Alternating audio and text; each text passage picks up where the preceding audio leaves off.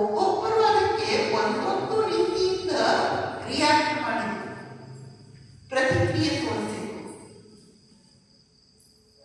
ಅವರವರ ಮನಸ್ಸಿನಲ್ಲಿ ಏನು ಇತ್ತಲ್ಲ, ಶ್ರೀರಾಮಕೃಷ್ಣರು ನಮಗೆ ಈ ರೂಪದಿಂದ ದರ್ಶನ ಕೊಡಬೇಕು ಅಂತ ಏನಿತ್ತಲ್ಲ, ಅದೇ ರೀತಿ ಶ್ರೀರಾಮಕೃಷ್ಣರು ಅವರೆಲ್ಲರಿಗೂ ದರ್ಶನವನ್ನು ಕೊಟ್ಟರು. ಅದರಲ್ಲಿ ಎಲ್ಲಕ್ಕಿಂತ ವಿಶೇಷವಾಗಿ ಹಾರಾಳಚಂದ್ರ ಅಂತ ಒಬ್ಬ ಇದ್ದಾನೆ. ಅವನಿಗೆ ಶ್ರೀರಾಮಕೃಷ್ಣರು ಮಾತ್ರ ಬಹಳ ದೊಡ್ಡ ಕೃಪೆಯನ್ನು ಮಾಡಿದರು.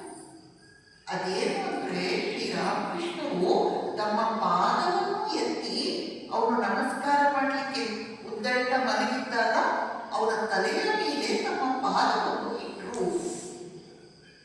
ಕೃಪೆ ಮಾತ್ರ ಅವತ್ತು ಬೇರೆ ಯಾರಿಗೂ ಸಿಗಲಿಲ್ಲ.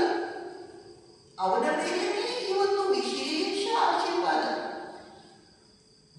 ಆಗ ಅವನು ತನ್ನ ಜೀವನ ಧನ್ಯ ಆಯಿತು, ಸಾರ್ಥಕ ಆಯಿತು ಅಂತ ಅವನು ಅಂದಿನಿಂದ ಪ್ರತಿ ವರ್ಷ ಜನವರಿ 1ರಂದು ತನ್ನ ಮನೆಯಲ್ಲೇ ದೊಡ್ಡ ಉತ್ಸವವನ್ನು ಮಾಡಿ ಎಲ್ಲ ಭಕ್ತರನ್ನು ಕರೆಸಿ ಅವರಿಗೆ